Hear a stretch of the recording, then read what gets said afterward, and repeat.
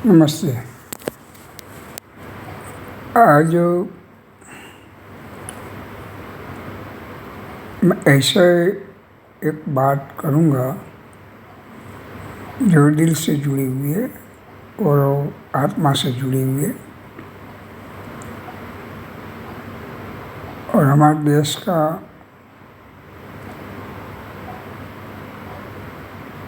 यानी हिंदुस्तान की संस्कृति से जुड़ी हुई है। ये माइथोलॉजिकल स्टोरी से जुड़ी हुई है। आज की तो मैं बात करते रहूँगा, साथ में जो और जो जगह है उसका महत्व क्या है। छोटा बड़ा महत्व की बात नहीं है, महत्व क्या है वो बात है, और ये तो बहुत बड़ा महत्व वाला है, क्योंकि मैं वहाँ से जब निकलता हूँ तब मुझे अलग एक टाइप का दिल से लगा होता है। सब्जेक्ट हो सके तो ऐसा सिलेक्ट करो जो अवेयरनेस हो, देख छू जाए, क्योंकि आर्ट बहुत सारी चीज़ का एहसास कराता है। आर्ट खाली चित्रकला नहीं है, आर्ट एक बड़ा मैसेज है, ज़बरदस्त मैसेज है। इसका एक दो एग्जाम्पल आपको समझ में आ जाएगा, समझ भी जाओगे। महाभारत हमारा ग्रंथों में, हमारा ग्रंथ नहीं, हिंदुओं के ग्रंथों में, हमारा ग्रंथ कि मानव जात का जीवन के लिए हमने संदेश जो लिया है, हमारे देश ने दुनिया को साथ में रख के लिया है। नहीं व्यक्ति, नहीं कोई प्राधान्य, मानव जात को ध्यान में रख के दिया है। और इसलिए हमारे कोई ग्रंथ में हिंदू शब्द नहीं है, कोई ग्रंथ में नहीं है। हम मानते हैं क्योंकि हमारे यहाँ रचना होगी, हमारे यहाँ थॉट हुआ है, हमारा विचार हुआ है, हमारे यहाँ सब कुछ हुई है। इसलिए हम मानते हैं दिल से कि हमारा ग्रंथ है, कि हमारे माइथोलॉजी है, कि हमारा ईश्वर है। बहुत सारे लोग हमारी मजाक उड़ाते हैं कि विदेश जब जाओ तब आपको फील होगा कि देश तो हमारा है, जीवन तो हमारा है। दूर से डॉलर या पाउंड के हिसाब से या दूसरे हमारे से करेंसी है उसके हिसाब से हमारे देश प्रति थोड़े आपको मनी मेकर माइंड वाले को बनाना होगी।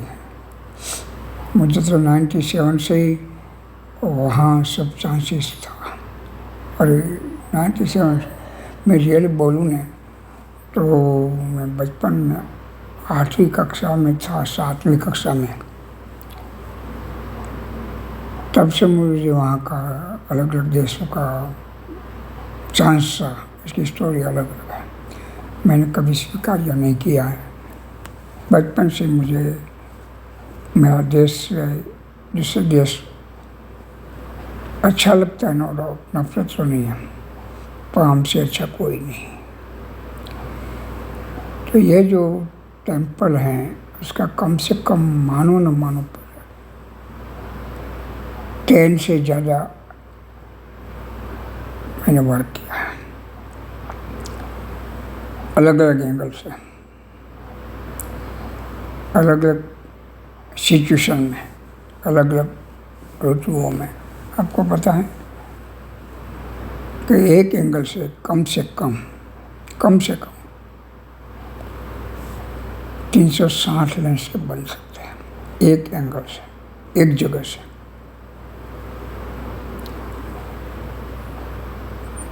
समझने वाले समझ गए, न समझे हो नादान, इसमें मैं क्या करूं। कहें और इससे ज़्यादा तो बोलूँ तो आपको लगेगा कि मैं रियल फेंक रहा हूँ पर ऐसा नहीं है। ज़िंदगी में कभी मैं ये किया नहीं है। जिसको पहुँच नहीं है वो मानेगा, और मेरी स्टोरी में भी ऐसा ही है। कोई बोलेगा कि 1200 मीटर पेंटिंग महाभारत का बनाया, और ये फिगरेटिव हूँ। कम से कम 1200 मीटर में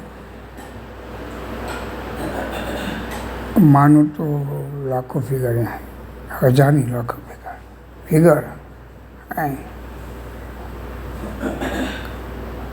खाली महाभारत युद्ध में 10 लाख से ज़्यादा डेथ हुई थी।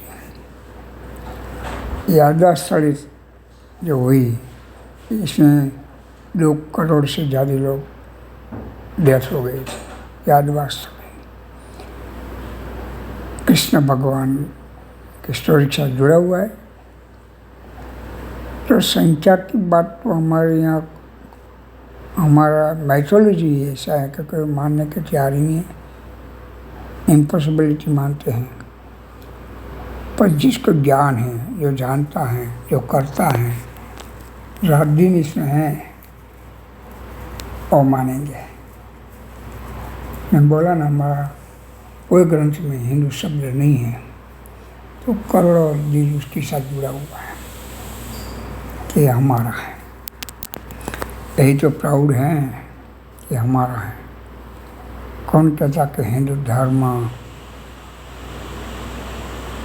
कोई धर्म ही नहीं है सही बात है, हिंदू धर्म में कोई धर्म नहीं है।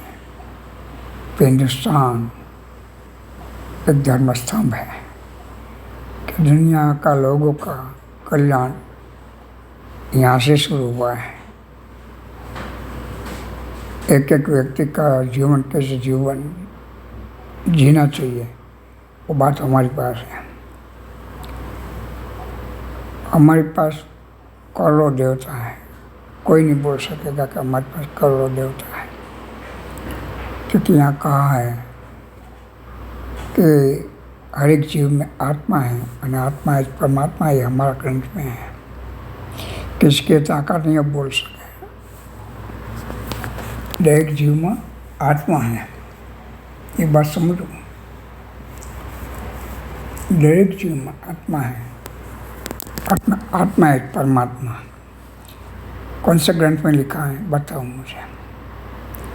दूसरी बात, सबका जो धर्म कहते हैं वो धर्म नहीं है, एक रिलीजियंस है। कि हमारा रिलीजियंस नहीं है, हमारे में से रिलीजियंस का जन्म हुआ है। हमारे यहाँ रिलीजियंस का जन्म हुआ है, हमारा कोई रिलीजियंस नहीं है। हमने रिलीजियंस उत्पन्न किया है। हमारे पास है बुद्ध, हमारे पास है महावीर, हमारे पास है कृष्ण, हमारे पास है राम, हमारे पास हनुमान, असंख्य देव और देवता हमारे पास हैं। न समझे वो नादान, न समझे वो अनाड़ी, समझे वो हैं खिलाड़ी। ये है हिंदुस्तानी, ये हिंदुस्तानी है। ताकत है हमारा एक भी ग्रंथ पढ़कर समझ सके। अपादुब होगा तो उसका आत्मा हिंदुस्तान की ओर होगा, तभी वो समझ सकेगा। जब तक हिंदुस्तान के साथ लगाव नहीं करेगा तो समझना मुश्किल है।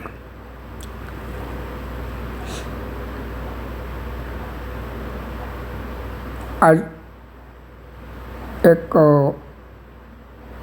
मेरे बेटे ने अच्छी बात बताई, वो भी ज्ञानी होता जाता रहा है। वो बोला पापा कि जापान में अंग्रेज वखते हमारे यहाँ से हिंदुस्तानी लोगों को लड़ने के लिए भेजा था अमेरिका के सामने। तो और लोगों ने हमारा 25 लाख सैनिकों जो बात हकीकत सब संशोधन करके बोलता है। हकीकत ये है कि 25 लाख सैनिक में से सबको कैद कर लिया था, सबको कैद।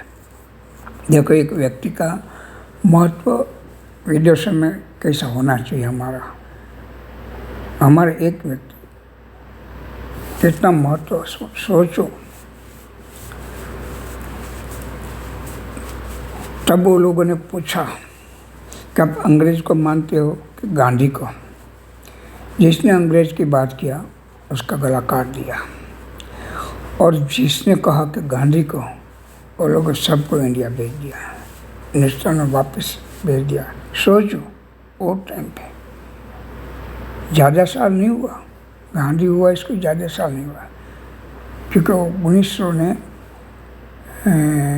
1925 में गांधी जी 1915 में गांधी जी इंडिया आया। 1915 में गांधी जी इंडिया आया। बाद में 10 साल तो उसने सेटिंग किया, फैमिली सेटिंग किया, क्योंकि वो कहीं बच्चा बिना नहीं था और जिम्मेदार व्यक्ति था।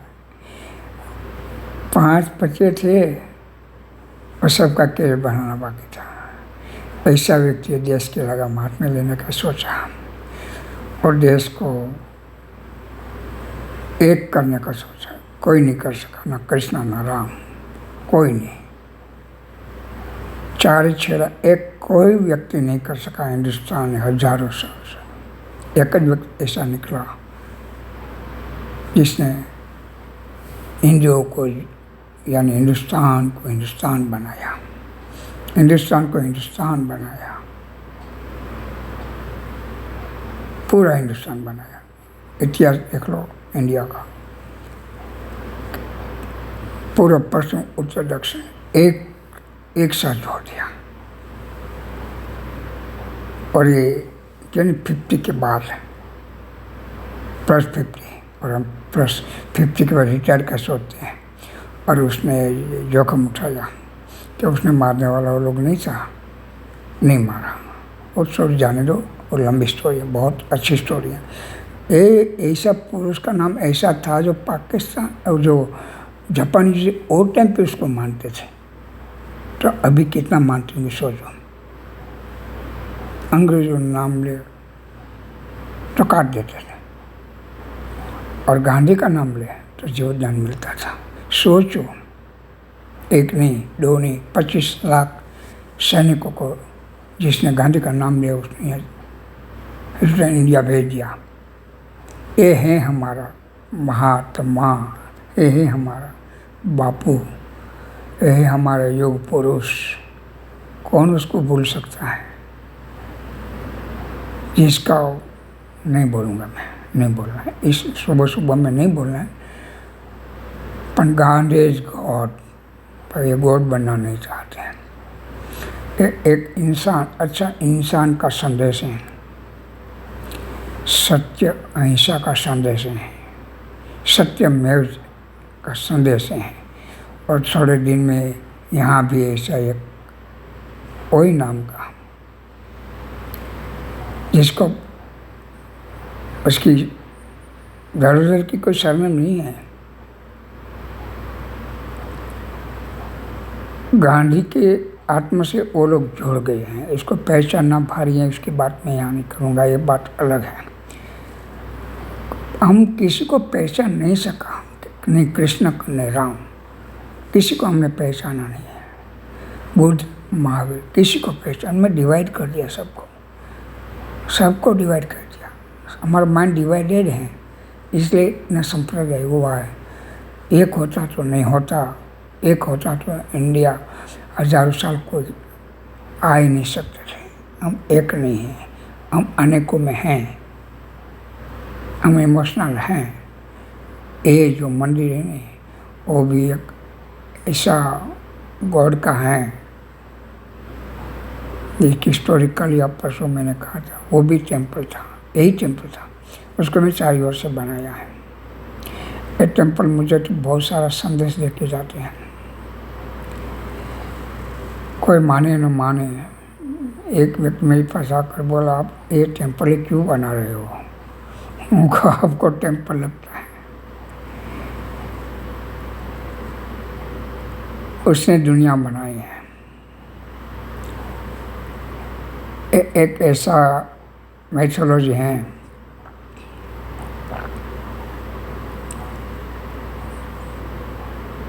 जिसका सिर खुद बाप ने काट दिया था और बाप ने जहर दान दिया।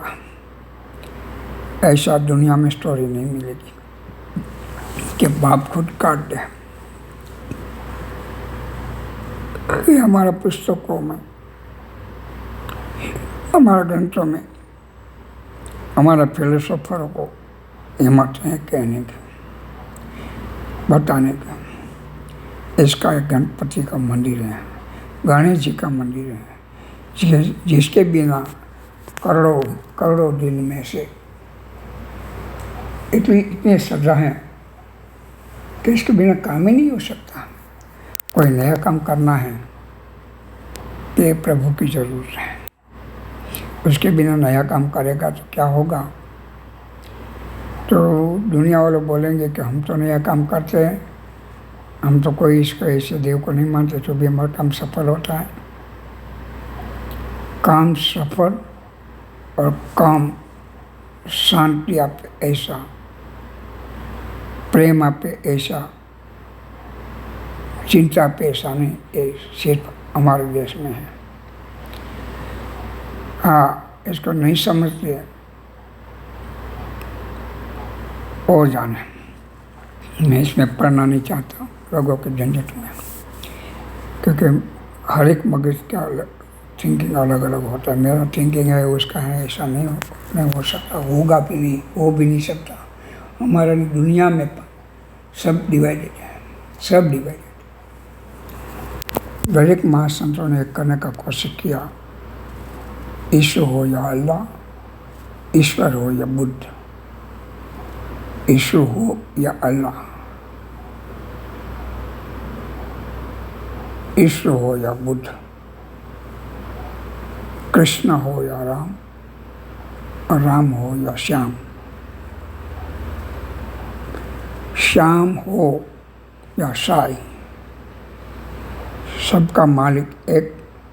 यही हमारा राग, यही हमारी बात, यही इस संदेश दे के जाता है। तो हर जगह है, ऐसा नहीं कि एक जगह है। मंदिर क्यों, मस्जिद क्यों,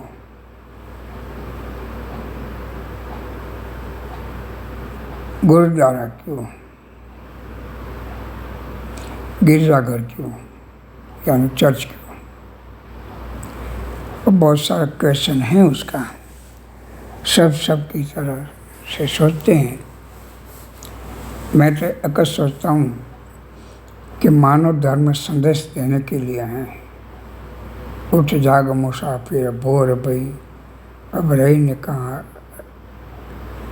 जो सोते हैं वो खोते हैं, जो पाते हैं, जो जागते हैं वो पाते हैं। ऐसा अच्छा संदेश हमारे ग्रंथों में है। पहले मैं बोला सत्य में जयते, सच बोलने में डरना क्या। आपको बहुत सारा आपकी खटिया में, चारपाई में खटमल हो जाए तो क्या करो? का उसको निकाल दो, का दवा लगा दो, उनका उसको वहाँ से हटा दो, का खुद हट जाओ। ये जरूरी है। भगवान ने संदेश दिया है। भगवान हमारा अलग अलग ईश्वर जो कहते हैं, उसको भी छुपा के रहना पड़ा है। वो भी भाग के ये है, क्योंकि सही संदेश देना है, सही काम करना है। और बहुत सारा खटमल हो जाए तो यही करना पड़ता है। मेरे जीवन में भी हुआ है क्योंकि मुझे बहुत कुछ करना था, डिस्टर्ब हो रहा था, क्या करूं। मेरा माइंड ही काम नहीं करता था, काम करना बंद कर दिया था। रास्ता अलग पकड़ लिया था। क्या करूं, तो मुझे भी मेरे जीवन में ऐसा ही करना पड़ा। सबके जीवन में ये होता है, शुद्धता होती है तो शुद्धता ही ओर जाना पड़ता है, और तभी जीवन को शांति सुख मिलता है। और तभी मैं आपके सामने फिर से ये करने की चेष्टा कर रहा हूँ जो मेरा सवाल है बचपन से। आप भी ऐसा कुछ करो, ऐसी चीज़ करो जो लोगों को जीवन में देख कर कोई न कोई सुविधा प्राप्त हुआ। जब देखे तब ऐसा नहीं आज आपका वर्क, ये वर्क आर्टिस्ट लोग करते, खरीदे ना खरीदे मायूस होने की ज़रूरत नहीं है, क्योंकि आज नहीं तो कल, आज नहीं तो कल आपका परिवार के आज तो आधुनिक ज़माना में प्रॉपर्टी बन जाती है। पहले राजा लोग कराते थे, उसके पहले भी बहुत सारे लोग कराते थे। आज कोई कराने में इंटरेस्ट किसी को नहीं है, तो कलाकार खुद को जाग के करना पड़ता है। कलाकार खुद को दिल में जो है तो उठकर एक करना पड़ता है। समाज का ये हाल है, दर्शन है। हाल के समाज का दर्शन 1000 साल पहले जो ये रहेगा तो देखेगा कि क्या है। देशों में इतिहास को देखते हैं। कल मैंने बात किया था जनता और एलोरा की। ये हमारा हाल है, ये हमारा फर्ज है जो भगवान ने हमको बख्शिश दिया है, और बख्शिश को बांटते रहना चाहिए। हजारों ना समझे उसकी चिंता नहीं करना। और मैंने तो कभी किया ही नहीं मेरी लाइफ में कि मेरा पेंटिंग देखेगा, मेरा पेंटिंग सेल होगा, मेरा पेंटिंग वो करेगा, कभी नहीं, आज भी नहीं। और जब से ये करना सीखा, भगवान जब प्रेरणा देता है करता था, तभी भी मैंने ये नहीं परवाह की कि इसके लिए मैंने बहुत सारी चीज़ छोड़ी हैं, बहुत सारी चीज़ें। एक स्टोरी कहूँगा, एक समय आएगा तो कहूँगा, नहीं तो लिखा हो तो करा है 1200 पेज में 1200 पेज में स्टोरी लिखा है 94 तक की। अभी मूड ने नहीं लिखता हूँ, तो ये तो भी कहाँ एक भी लेख प्रसिद्ध मैंने नहीं किया है, क्योंकि मेरे पीछे मैं पेड़ छोड़ जाता हूँ। वो उसको समझ में आएगा तो कुछ करेगा, और ना करे तो कोई टेंशन नहीं है। वेदों ने हजारों साल तक किसने देखा था? कितना वेद हमारा बड़ा है, कितना बड़ा। अब मानो ना मानो, हमारा जो वेद है मेरे पास है, उसका 15 किलो वजन है। वेद शास्त्र का ही 15 किलो वजन है, और गोरखपुर प्रेस में छपा हुआ है और हिंदी में है। ये देखो, पढ़ो, दर्शन करो तो बहुत हो गया। इतना हमारा साहित्य दुनिया के पास नहीं है, और इसमें से ही दुनिया का विकास हुआ है। ये राइटरों ने लिखा, सोचा, बोल यानी वेद जब छपाई नहीं थी, अशोक ने आखिरी शिलालेख, और तो हमारे ज़रूर है एग्जाम्पल कि पत्थरों में लिखने की क्या जरूरत पड़ी, क्योंकि पत्थर ही लोगों को अच्छा लगता है ना। पत्थर ही हमको रक्षण दिया है। अभी मैं बैठा हूँ वो सब पत्थर से ही बना हुआ। पहले कंक्रीट रहती थी, यही पत्थर के स्वरूप। छोटा बच्चा होता तो भी वो बच्चा ही कहलाता है, और मानव का ही होता है, पशु पक्षी का ही होता है। ऐसे कंकड़ी, रेती और सब पत्थर ही हैं। ये बारीक हैं। पत्थर ने हमारे जीवन में पूरा प्रभाव, क्योंकि हमारा युग ही हुआ था, यम युग, पत्थर युग, धातु युग, और आज प्लास्टिक युग उसकी स्वरूप बदल गया लिक्विड में, उसका स्वरूप बदल गया लिक्विड में, यानी इसलिए वो सॉफ्ट भी है और हार्ड भी है। प्लास्टिक का तत्व सोचो कि प्लास्टिक क्या है। ये पत्थर में से निकला हुआ है, पत्थर का रस है, लिक्विड स्वरूप आया, फिर हमने उसको हार्ड बना दिया मिक्स करके। कुदरत ने मिक्स करके स्टोन बनाया था। स्टोन पिघल कर लिक्विड बन गया। लिक्विड से बाहर निकाला हम लोगों ने, उसका फिर स्ट्रांग बना दिया। ये पत्थर की कहानी, सबकी एक स्टोरी होती है। ऐसे हमारी भी एक स्टोरी बननी चाहिए। हम पत्थर जैसे बनेंगे तो भी लोग पूजेंगे, और हम फूल बनेंगे तो भी ईश्वर को ऊपर लगाने या सुगंध फैलाने में काम आएगा। ऐसा न विद्या न तपो न दानम ज्ञानम न शीलम न गुणो न धर्म ए मृत्यु लोके भविभार भूता मनुष्य रूपे मृग्याचरन्ति। कितना अच्छी बात है, कितनी अच्छी और गंभीर समझने की बात है। ये होनी चाहिए जगत में। ऐसा न विद्या न तपो न दानम ज्ञानम न शीलम न गुणो न धर्म ए मृत्यु लोके भविभार भूता मनुष्य रूपे मृग्याचरन्ति। नहीं, मृग्याचरण से हमको नहीं बनना है। मृग्या से बहुत ऊपर उठना है, और उठे हैं हम। देखो मेरा काम अभी थोड़ा ही बाकी रहा है। ये बादल कहाँ से आया पता नहीं, सामने आ गया, 11 बज गया है, और बादल के हिसाब से मुझे डायमेंशन कम मिल रहा है, पर एटमॉस्फेयर मिल रहा है मुझे। भगवान एक वस्तु देता है,